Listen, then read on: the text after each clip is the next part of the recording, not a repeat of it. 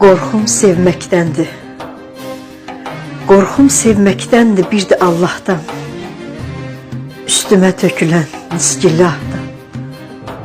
Geysən də əynini libas günahdan, səni qəlb evimin əziz sakini, yalnız səni sevdim.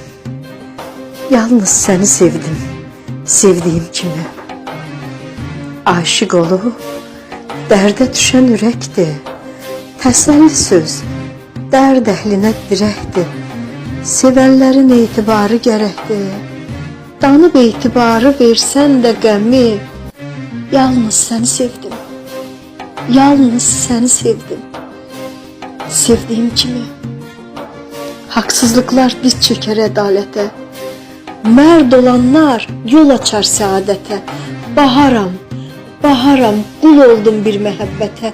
Yaş tökdü sevdama dostların cəmi. Yalnız səni sevdim. Yalnız səni sevdim. Göydə yaradanı sevdiyim kimi. Yalnız səni sevdim. Göydə yaradanı sevdiyim kimi. Göydə yaradanı sevdiyim kimi.